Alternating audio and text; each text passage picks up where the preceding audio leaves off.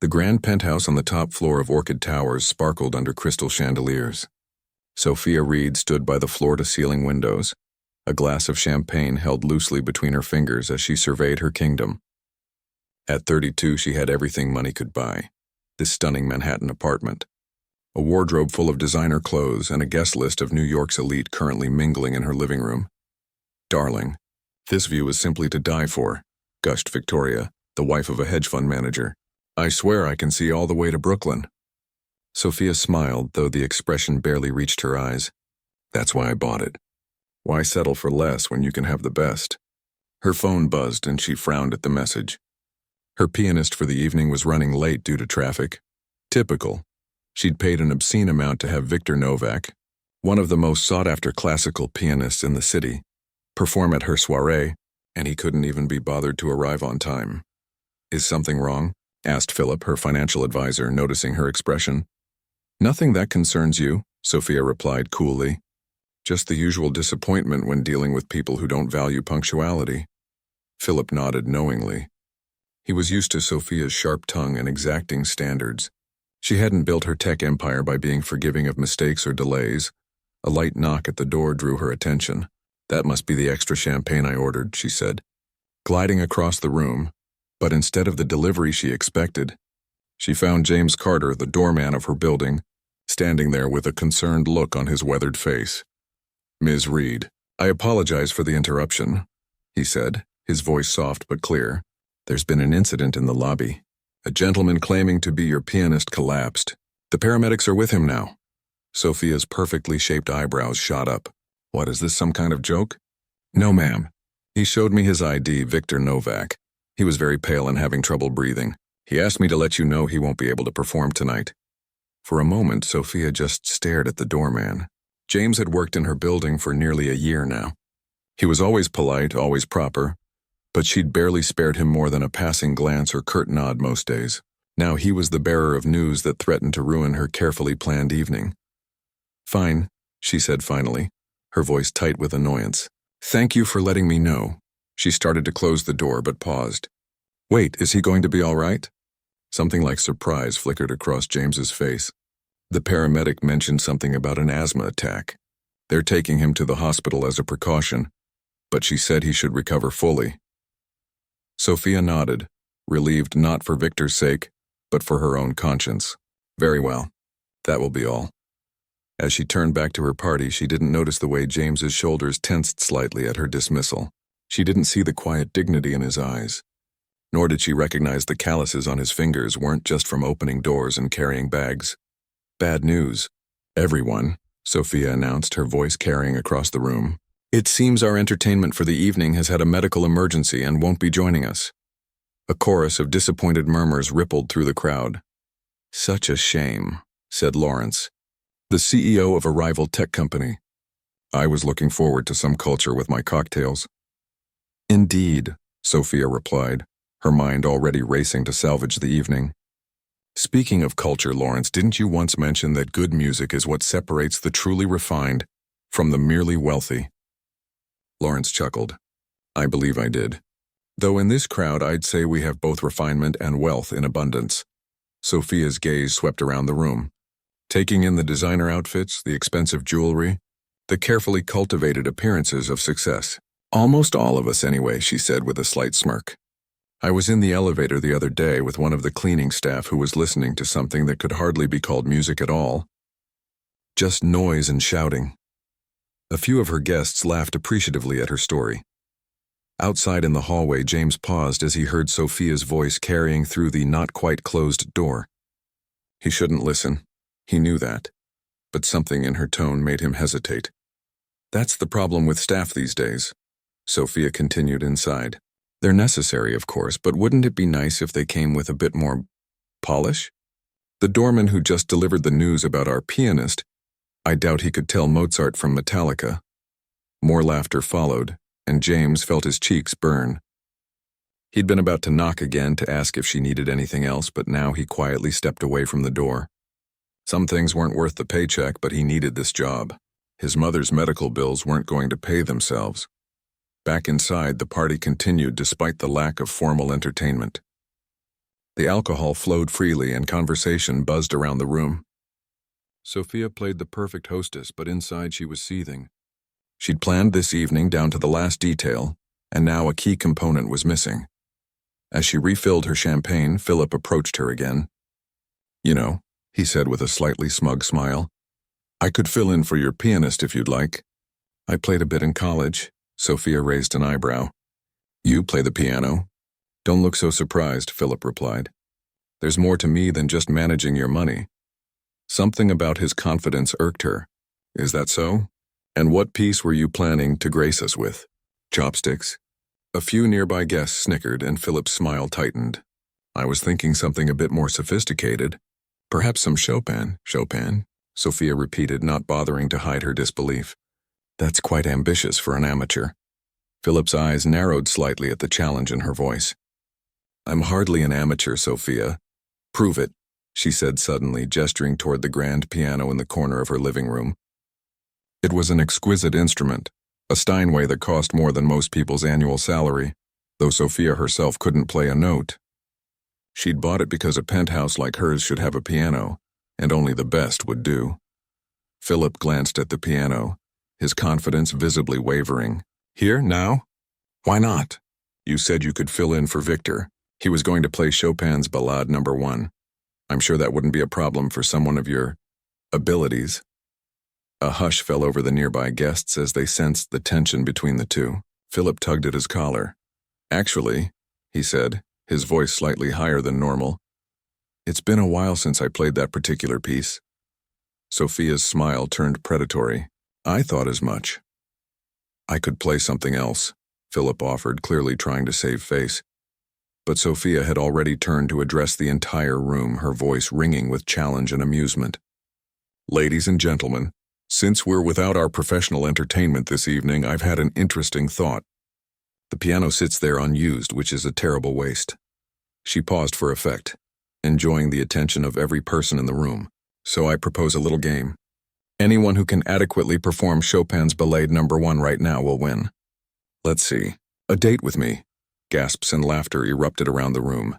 Sophia Reed, notoriously single and selective, offering herself as a prize, was unprecedented. "Are you serious?" asked Victoria, eyes wide with excitement at the drama. "Absolutely," Sophia replied, her gaze falling pointedly on Philip. "Unless, of course, no one here is capable of such a feat. In which case, I suppose I'll remain unimpressed and unaccompanied."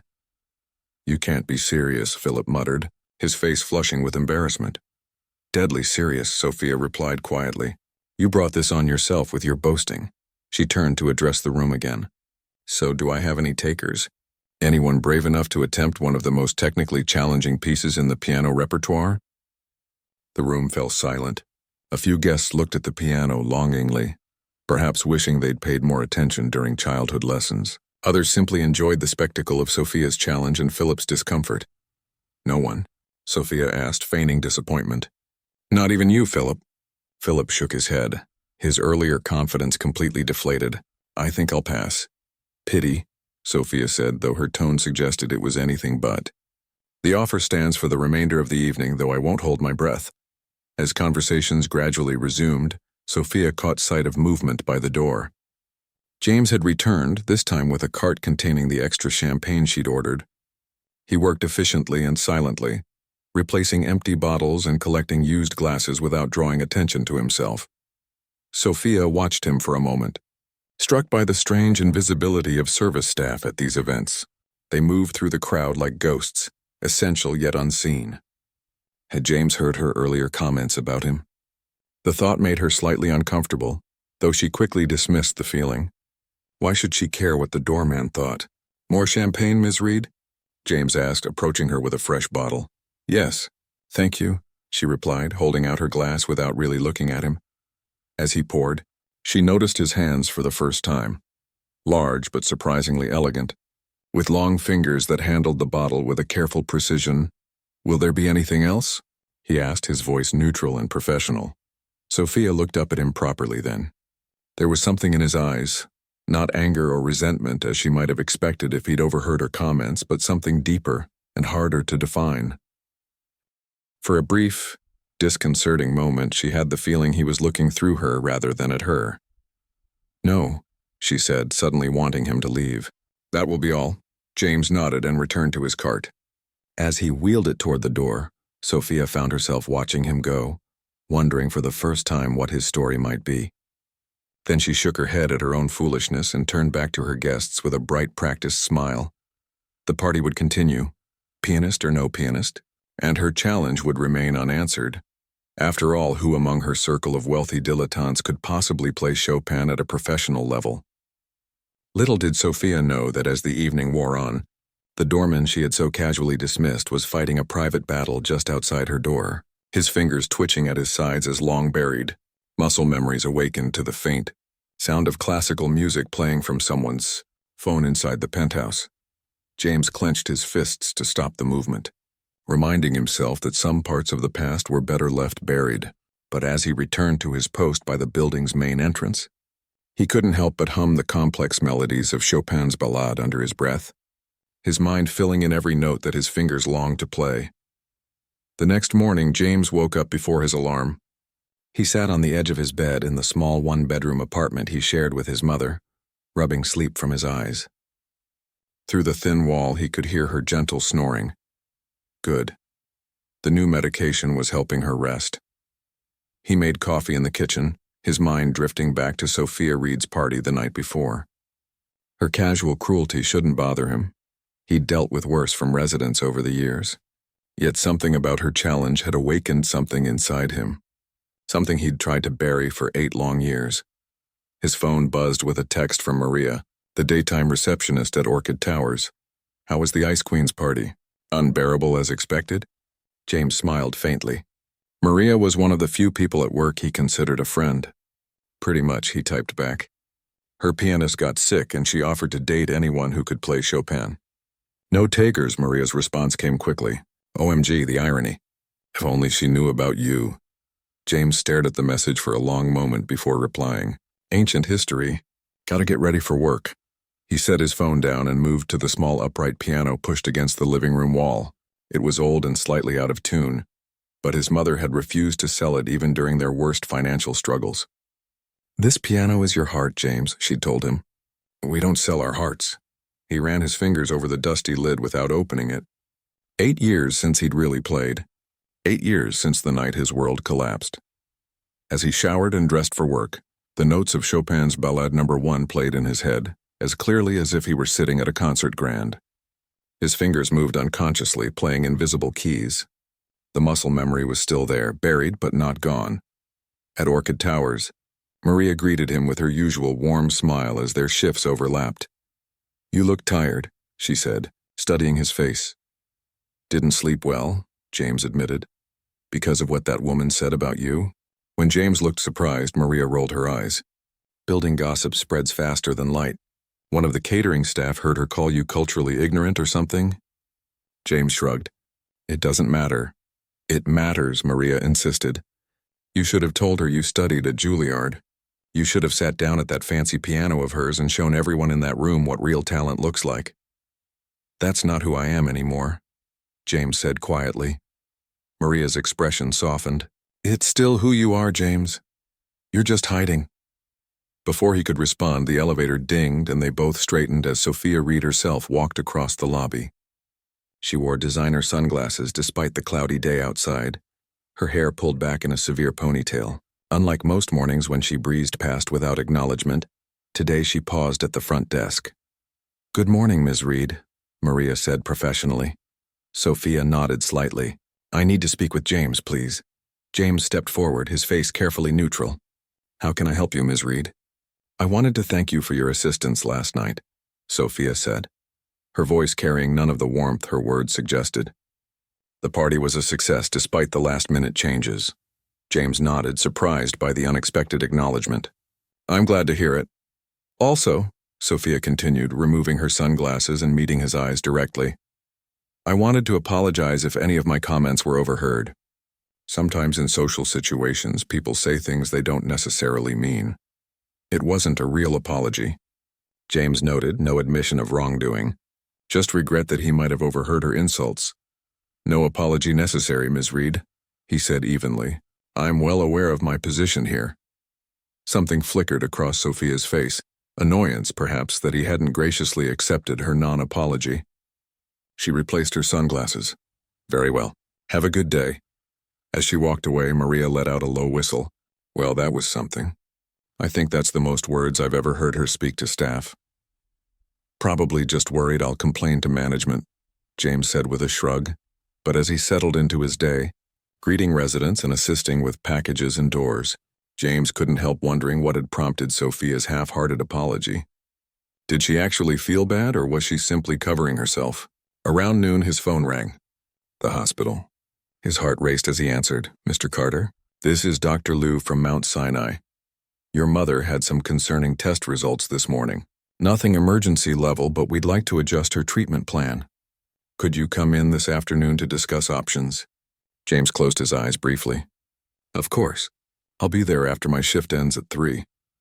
After hanging up, he stared at the wall, trying to calm his racing thoughts. More changes meant more costs. They were already stretched thin with the current treatments. Maria touched his arm gently. Everything okay? Mom's test results. They want to change her treatment again. I'm sorry, Maria said. Is there anything I can do? James shook his head. Then after a moment, actually, can you cover for me for an hour? I need to make some calls. Of course, Maria said without hesitation. In the quiet of the staff break room, James called the hospital billing department, the insurance company, and finally, a musician friend who occasionally offered him freelance recording work. By the time he returned to the front desk, he had a plan. Take on extra recording sessions, maybe pick up some weekend shifts at his friend's bar. It would be exhausting, but necessary. Any luck? Maria asked when he returned. Some, James replied. Thanks for covering. Anytime, she said, then hesitated. You know, there might be another option. James raised an eyebrow. Sophia Reed's challenge, Maria said. It's still open, isn't it? James stared at her. You can't be serious. Why not? You could play that Chopin piece in your sleep. I haven't really played in 8 years, Maria. But you could, she insisted. And didn't she say the prize was a date? Do you have any idea how much a single dinner out costs someone like her? Probably enough to cover a month of your mom's medication. James shook his head. I'm not going to humiliate myself for Sophia Reed's amusement. It wouldn't be humiliation, Maria argued. It would be the opposite. You'd show her exactly how wrong she was about you. The idea planted itself in James's mind despite his resistance. Throughout the afternoon, as he went about his duties, the thought returned again and again. Not for the date, the very idea was absurd, but for the chance to play again, to prove something to himself more than to Sophia. That evening, after his shift and the difficult conversation with Dr. Liu about his mother's treatment, James found himself standing outside Sophia's door again. A smaller gathering was underway. He could hear voices and laughter inside. He had no reason to be there. No one had called for assistance. Yet something had drawn him to this floor, to this door. As he turned to leave, the door opened and Philip, the financial advisor from the previous night, nearly walked into him. Oh, Philip exclaimed, startled. You're the doorman. Yes, sir, James replied. Is there something I can help you with? Philip glanced back at the apartment, his expression sour. No, I was just leaving. As Philip waited for the elevator, James noticed several other guests departing as well. The small gathering was ending. From inside the apartment, he could hear Sophia's laugh, followed by her voice clearly saying, The challenge still stands. One perfect Chopin performance for a date with me. Any takers? More laughter followed, but there was something hollow about it. Waste of a perfectly good piano, if you ask me, muttered Philip as he stepped into the elevator. James stood frozen in the hallway, his heart pounding in his ears. 8 years since he'd performed for anyone. 8 years of silence and hiding. In his pocket, his phone buzzed with a text from the hospital. A reminder about his mother's new prescription and its cost.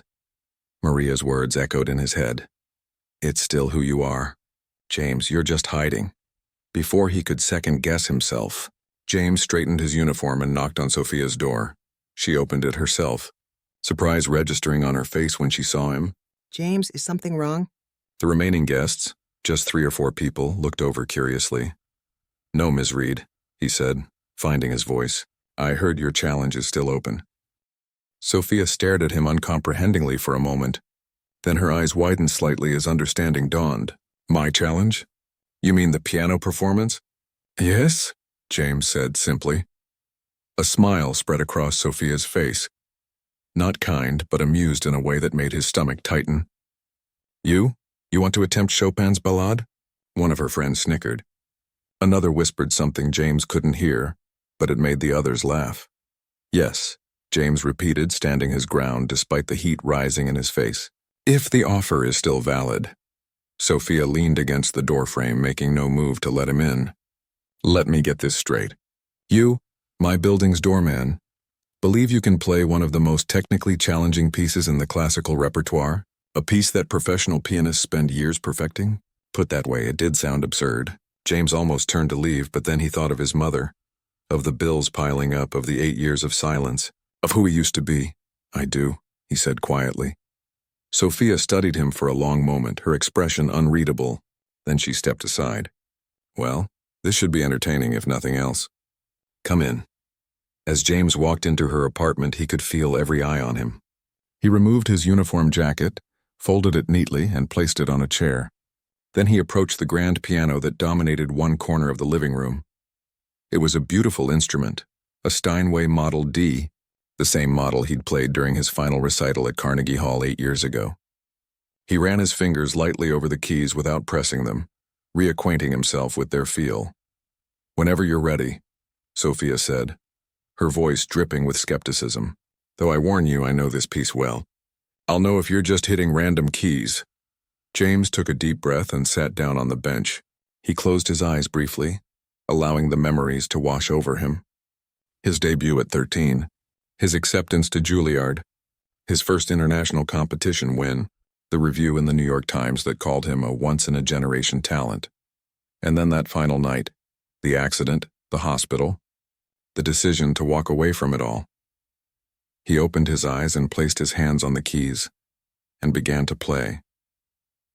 The first notes floated through the air like hesitant whispers. James's fingers remembered the keys better than his mind did, dancing across the ivory with a delicacy that belied their strength. The opening G minor melody rose and fell, soft and questioning at first.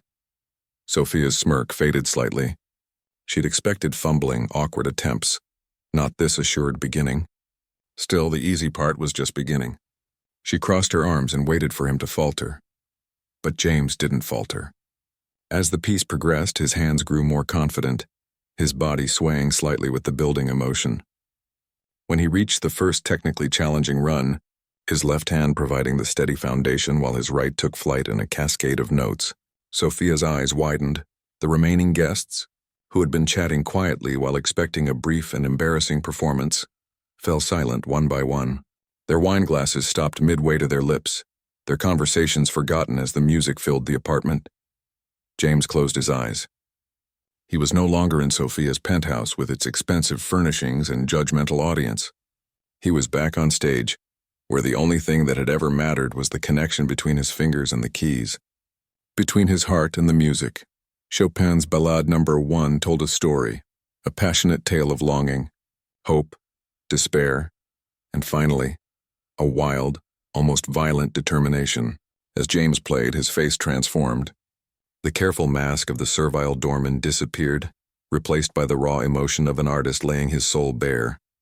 Sophia found herself moving closer to the piano, drawn by a force she couldn't name. She'd heard this piece performed by world-famous pianists at Lincoln Center, had recordings of it by the masters. But there was something in James's interpretation that cut through her practiced cynicism, an authenticity that couldn't be taught or bought. When he reached the middle section, where the piece shifts to a tender, wistful melody in E-flat major, one of Sophia's friends gasped softly. The contrast between the stormy opening and this moment of fragile beauty was rendered so perfectly that it brought tears to her eyes.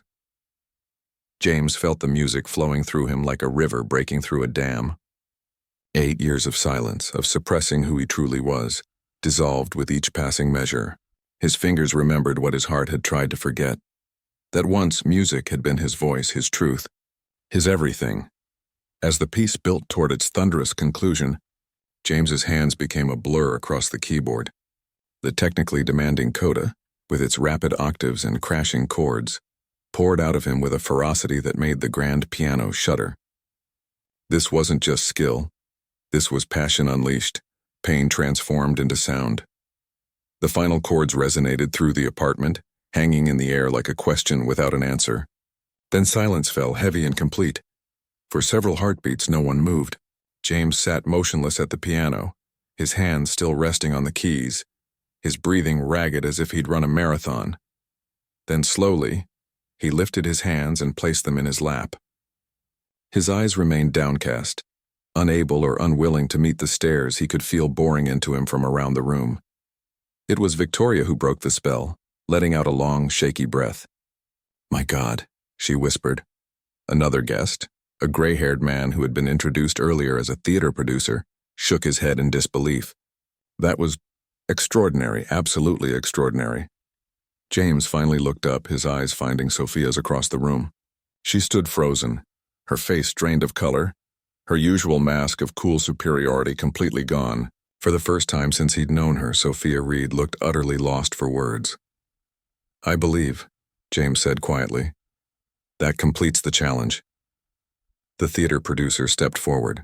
"Young man, where did you study? Who was your teacher?" James turned to him with a polite but distant smile. "Juilliard. I studied under Professor Nathaniel West," Victoria gasped. "West only takes prodigies. He's famous for turning away students who've won international competitions."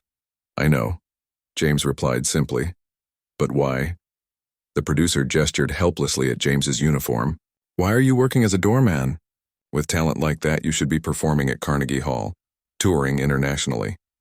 A shadow passed over James's face. "I did once." Before anyone could ask more questions, Sophia finally found her voice. "Everyone out," she said abruptly. Her friends turned to her in surprise.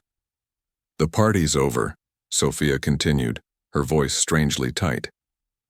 "Thank you for coming, but I need you to leave now." The guests exchanged confused glances but began gathering their belongings. Victoria looked like she wanted to protest, but something in Sophia's expression stopped her. The theater producer pressed a business card into James's hand before following the others out. "Call me," he said urgently. "Talent like yours shouldn't be hidden away." James nodded politely but didn't respond. He stood and picked up his uniform jacket, preparing to leave with the others. "Not you," Sophia said. "You stay." The last guest closed the door behind them, leaving James and Sophia alone in the suddenly vast-feeling apartment. For a long moment, neither spoke. James stood by the piano, jacket in hand, while Sophia remained across the room as if afraid to come closer. "Who are you?" she finally asked, her voice barely above a whisper. James gave a small, sad smile. "Just the doorman, Ms. Reed." "Don't," Sophia said sharply. "Don't do that." "What I just heard? That wasn't just anything. That was something I've only heard from world-class performers." James sighed and sat back down on the piano bench, suddenly looking tired. "My name is James Carter. 8 years ago, I was a concert pianist with a promising career. The New York Philharmonic had just named me their youngest ever featured soloist. I had a record deal with Deutsche Grammophon and a European tour scheduled." "What happened?" Sophia asked, finally moving closer. James stared at his hands. "Life happened. Tragedy happened. I made choices. That doesn't answer my question." "No," James agreed. "It doesn't. But it's all I'm willing to share right now." Sophia looked like she wanted to push further, but something stopped her. Instead, she walked to a cabinet and pulled out 2 glasses and a bottle of expensive scotch. She poured 2 fingers in each glass and handed one to James. "I owe you an apology," she said, and this time it sounded genuine. "A real one, not the half-hearted attempt this morning. What I said about you was cruel and obviously completely wrong." James accepted the glass but didn't drink. "Why did you say it?" The question seemed to catch Sophia off guard. She took a sip of her scotch before answering. "Habit, I suppose. In my world, people are usually exactly what they appear to be, and it's easier to see staff as functions rather than people with their own stories." "That's honest, at least," James said. "You caught me off guard tonight," Sophia continued. "No one's done that in a long time." James finally took a sip of his scotch, letting the expensive liquor warm his throat. "Well, you made it a challenge I couldn't resist." "Because of the date?" Sophia asked, a hint of her usual sharpness returning. James laughed softly. No, Ms. Reed, not because of the date. Then why? James looked at her directly, his gaze steady and uncompromising. Because sometimes we need to remember who we really are beneath all the roles we play. Sophia's expression shifted, something vulnerable flickering across her face before she masked it again. And who are you, really? The doorman or the pianist? Both, James said simply. Neither. I'm still figuring that out. He set down his glass and stood. I should go. It's late and I have the early shift tomorrow. Wait, Sophia said, sounding almost desperate. The challenge, you won. I owe you a date. James smiled faintly. Keep it. That wasn't why I played. Then why did you? Sophia pressed, genuinely bewildered. James paused at the door, considering his answer. For 8 years I've been silent. Tonight I needed to make some noise. Will you play again? Sophia asked. I don't know, James answered honestly. He opened the door to leave, but Sophia's voice stopped him once more. James, she said, using his first name for the first time since they'd met. Thank you. For the music. He nodded once, then left, closing the door quietly behind him. In the elevator, James leaned against the wall and exhaled slowly, his hands trembling slightly now that the adrenaline was wearing off. He'd done it. After 8 years of silence, he'd returned to the piano. And not just any piano, but a Steinway concert grand in front of a critical audience. And he hadn't just played. He'd performed with all the skill and passion he'd once been known for. The theater producer's card felt heavy in his pocket. One phone call could potentially reopen doors he'd deliberately closed years ago. Was he ready for that? Did he even want it? As the elevator descended to the ground floor, James thought about his mother, about her medical bills, about the life they'd built together after everything fell apart. He thought about the recording sessions he'd agreed to take on, simple background music for commercials, nothing that had ever challenged him or satisfied the artist in him. Then he thought about how it had felt to play again, really play, for the first time in 8 years. How the music had filled all the empty spaces inside him he hadn't even realized were there. When the elevator doors opened, Maria was waiting anxiously in the lobby. Her shift had ended hours ago, but she'd stayed, unable to leave without knowing what had happened. Well, she asked, her eyes wide. Did you do it? Did you play?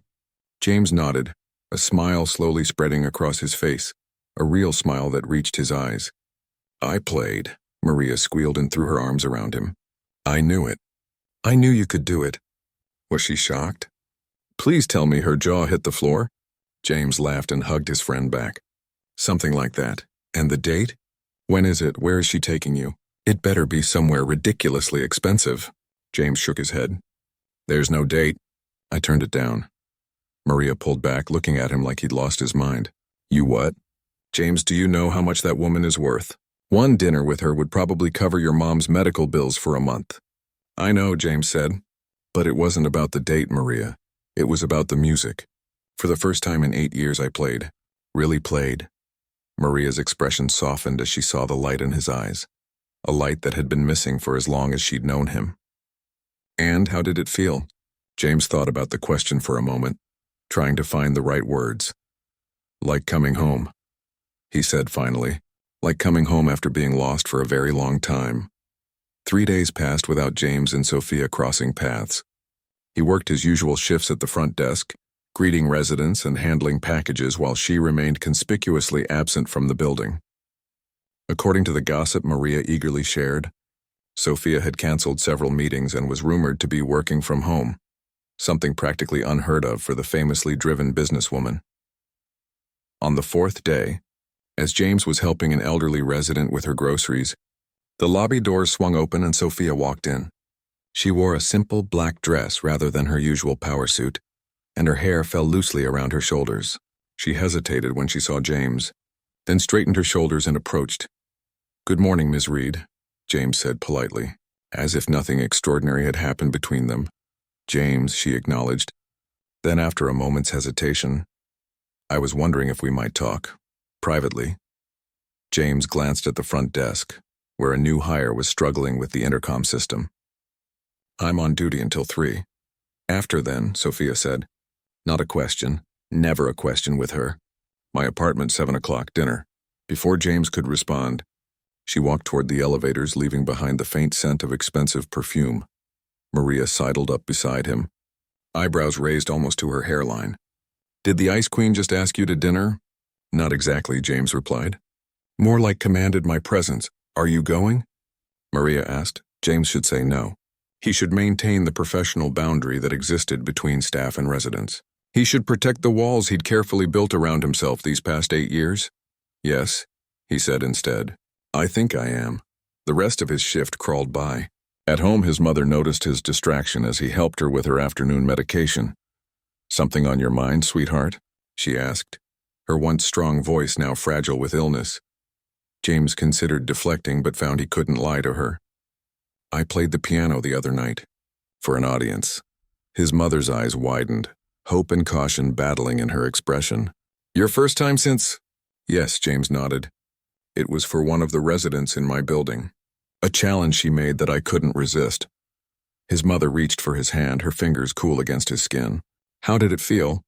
"Like breathing again after holding my breath for 8 years, James admitted.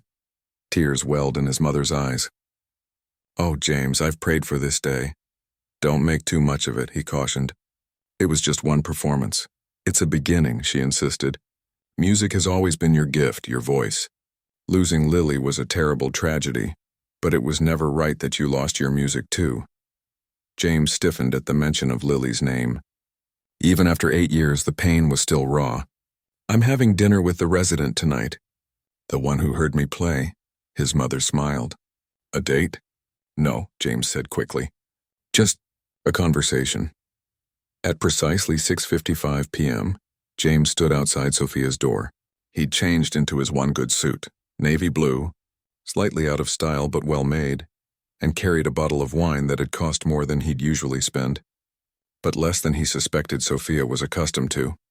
He knocked and the door opened almost immediately, as if she'd been waiting just on the other side. "You came?" Sophia said, sounding genuinely surprised despite having issued the invitation or command herself. "I did," James replied simply. Sophia stepped aside to let him in. The apartment looked different from the night of the party, softer somehow with fewer lights and more candles. The dining table was set for 2 with fine china and crystal glasses that caught the light. "I hope you don't mind," Sophia said, gesturing to the table. "I thought we'd be more comfortable here than at a restaurant." Where people might see you dining with the help, James thought, but didn't say. Instead, he handed her the bottle of wine. "Thank you for inviting me." Sophia accepted the wine with a nod of thanks and moved to open it. James took the opportunity to look around the apartment more carefully than he'd been able to during his previous visits. The piano stood in its place of honor, the lid now open as if it had been recently played or at least admired. On the walls, he noticed for the first time, hung several framed concert programs and music-themed artwork. "You're a music lover," James observed. Sophia glanced up as she poured the wine. "I am. My father insisted on classical training for all his children. Piano lessons from age 5, regular attendance at the symphony, opera on Sundays." "Did you enjoy it?" "The piano?" James asked, accepting the glass she offered him. Something flickered across Sophia's face. Regret, perhaps, or an old hurt.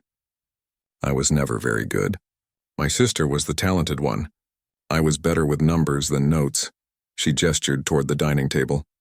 "Please sit. Dinner should be here shortly." "You didn't cook?" James asked without thinking, then immediately regretted it. Of course she hadn't cooked. Women like Sophia Reed didn't cook, but instead of taking offense, Sophia laughed, a genuine sound that transformed her face. "God, no. I'd poison us both. I ordered from La Maison.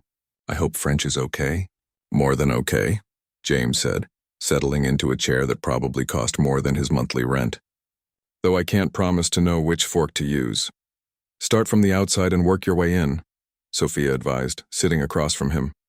"But honestly, I don't care about forks. That's not why I asked you here." James took a sip of his wine, waiting. Sophia seemed to be gathering her thoughts, turning her wine glass slowly between her fingers. "I've been thinking a lot about your performance the other night," she finally said. "It was revelatory." "Thank you," James said quietly. "No, I don't think you understand," Sophia continued. "I've heard the world's best pianists. I've attended performances at every major concert hall from New York to Vienna.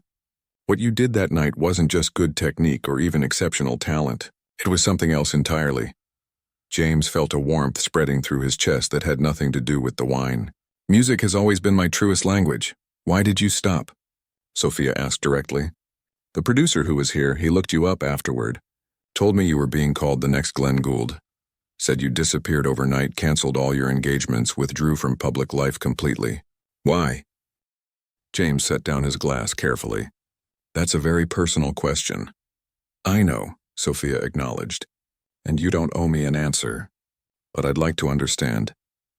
Before James could decide how much to share, a discreet knock announced the arrival of their dinner. Sophia rose to answer it, returning moments later with an attendant who efficiently arranged an array of covered dishes on the table. When they were alone again, Sophia uncovered the plates, revealing beautifully presented dishes of coq au vin, roasted vegetables, and freshly baked bread. The rich aromas filled the air, momentarily distracting from the tension of their conversation.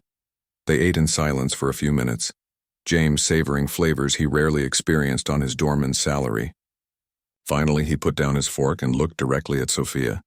8 years ago, he began, I was engaged to be married to a woman named Lily Chen. She was a violinist with the New York Philharmonic. That's how we met. The night of my debut with the Philharmonic. She was running late coming from a rehearsal across town. Sophia was completely still, her food forgotten. It was raining, James continued, his voice steady despite the pain behind his words. The taxi she was in hydroplaned on the West Side Highway. She died instantly, they told me. I was on stage for the final rehearsal when they came to tell me. I walked off mid-piece and never returned. James, Sophia whispered, her voice thick with unexpected emotion. I'm so sorry. He nodded, accepting her sympathy. After that, I couldn't bear to touch a piano. Every note reminded me that she would never play again, never hear music again. So I just stopped, canceled everything, disappeared like your friend said. I took care of my mother, who'd been diagnosed with cancer around the same time. Found work that required nothing of my heart. Until the other night, Sophia said softly. Until the other night, James agreed. Sophia reached across the table, her hand stopping just short of touching his. Thank you for telling me. I know it can't have been easy. James was surprised by her gentleness, so at odds with the sharp-tongued woman he'd observed these past months. Why did you ask me here tonight, Sophia, really? She withdrew her hand, seeming almost shy, another unexpected glimpse beneath her polished exterior. I want to help you. Help me, James repeated, confused. Your talent shouldn't be wasted, Sophia said earnestly. The producer who was here, Lawrence Winters, he runs one of the most prestigious music management companies in the country. He's willing to represent you, help you return to performing. On your terms, of course. James felt a familiar panic rising in his chest. I don't know if I'm ready for that. You don't have to decide right away, Sophia assured him. But at least think about it. And in the meantime, she hesitated, then pushed on. I'd like to take piano lessons from you. The request was so unexpected that James couldn't help laughing. You want me to teach you piano? Is that so strange? Sophia asked, a hint of her usual defensiveness returning. A bit, yes, James admitted. You could afford any teacher in the city. I don't want any teacher, Sophia said simply. I want you. The words hung between them, carrying more weight than perhaps she'd intended. She clarified quickly. I saw how you played, how you felt the music. That's what I want to learn. James studied her face, looking for the calculating businesswoman he'd come to know. Instead, he found something vulnerable and genuine. A woman who, despite all her wealth and success, was reaching for something that money couldn't buy. I'm not an easy student, Sophia warned when he didn't immediately respond. I'm impatient and I hate making mistakes. I'm not an easy teacher, James countered. I expect dedication and practice, so you'll do it? Sophia asked, a smile breaking across her face. James found himself smiling back. 2 conditions, he said. First, I keep my job at the front desk. No special treatment. And second, you tell me why music matters so much to you. The real reason. Sophia's smile faded, replaced by a contemplative expression. That's a story for another dinner, I think. James nodded, accepting the boundary. Then yes, I'll teach you. When would you like to start? Now? Sophia suggested, her eyes darting toward the piano. James laughed again, surprised by her eagerness. After dinner, he countered. Some things shouldn't be rushed. As they finished their meal, the conversation turned to lighter topics. their favorite composers, concerts they'd attended, the peculiar habits of some of the building's other residents. James found himself relaxing, seeing Sophia not as the intimidating millionaire or the woman who had insulted him, but simply as a person with her own hopes and insecurities. Later, as he guided her hands on the piano keys for a simple exercise, teaching her how to feel the music rather than just play the notes, James realized something had shifted between them. They weren't quite friends, not yet, but they were no longer merely doorman and resident. They were two people connected by music, a language more powerful than words, more honest than appearances, and perhaps healing enough for both their wounded hearts. 6 months passed in a rhythm of lessons and conversations. Twice a week after his shift ended, James would take the elevator to Sophia's penthouse. Their hour-long lessons often stretched into dinners and long talks by the window overlooking the city lights.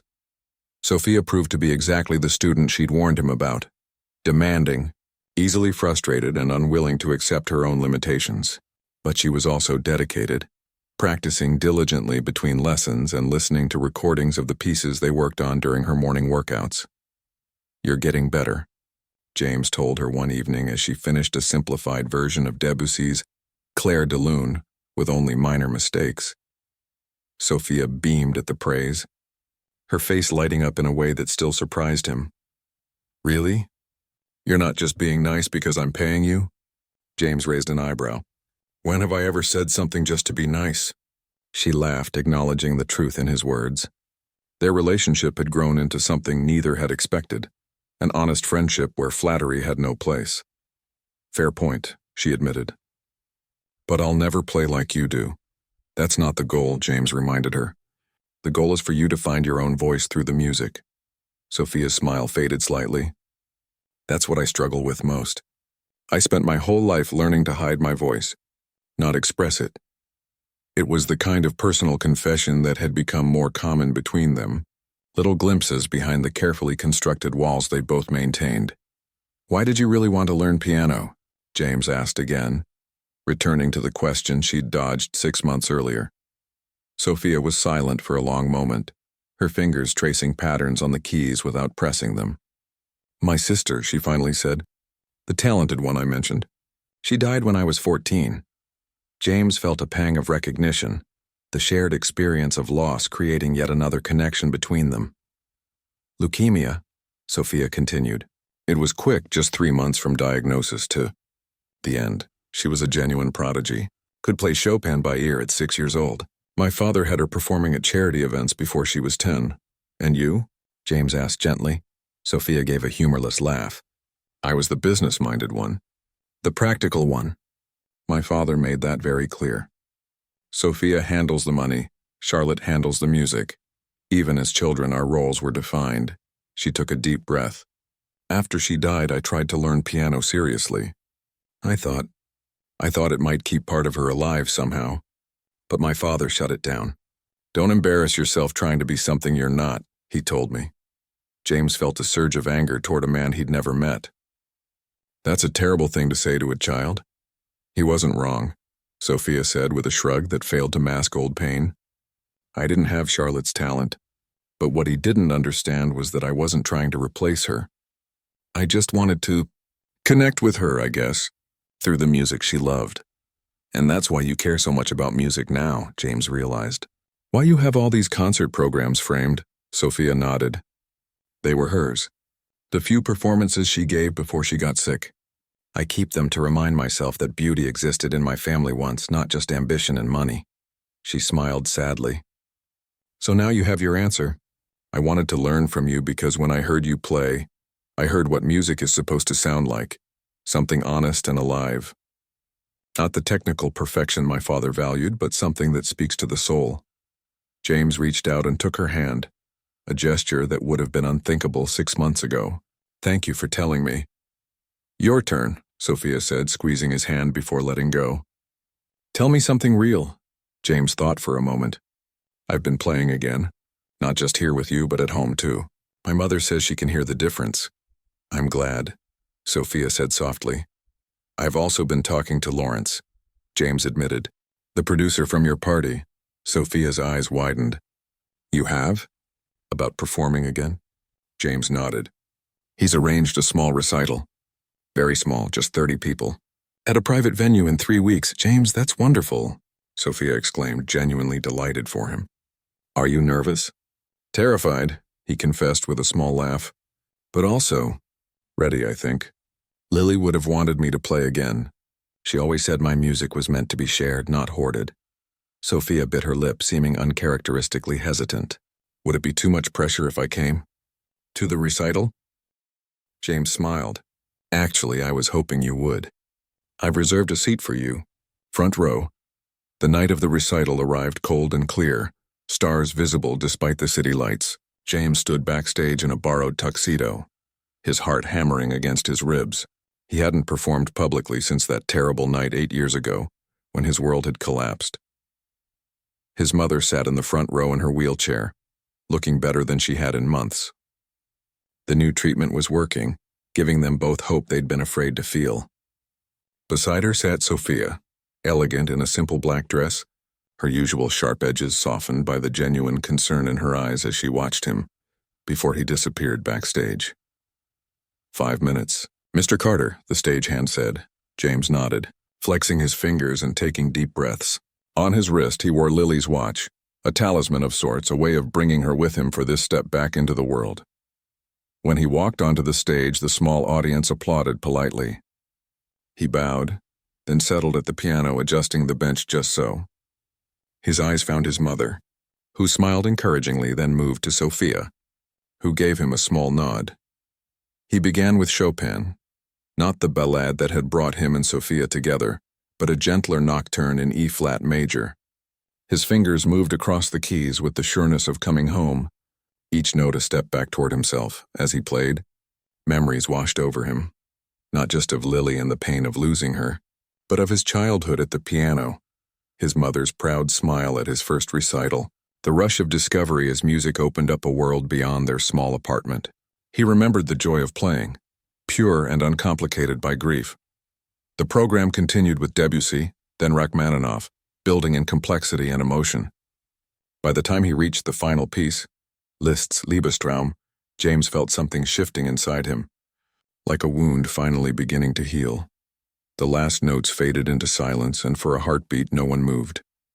Then the audience rose to their feet, applause filling the small venue. James bowed, emotion constricting his throat as he saw tears on his mother's face, and on Sophia's too. Afterward, at the small reception, Lawrence introduced him to people who spoke of future performances, recording opportunities, teaching positions at prestigious conservatories. James listened politely but made no commitments. There was no rush now. Music had waited for him for 8 years. It would wait while he decided what form his return would take. You were magnificent, Sophia said when she finally reached his side, her voice thick with feeling. Truly magnificent? Thank you, James replied simply. For coming. For everything, really, Sophia smiled. I was just thinking about that ridiculous challenge I made. If you can play, I'll marry you, remember? James laughed. Hard to forget, though I seem to recall declining the prize. Wisest decision you ever made, Sophia agreed with a wry smile. I would have made a terrible date back then. And now? James asked, surprising himself with his boldness. Sophia's eyes widened slightly. Now?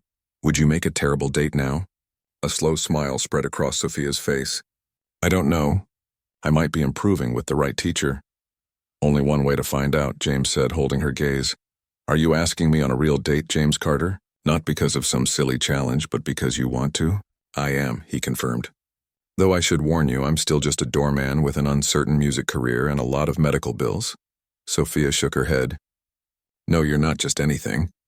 You're the man who reminded me that music isn't about perfection, it's about honesty.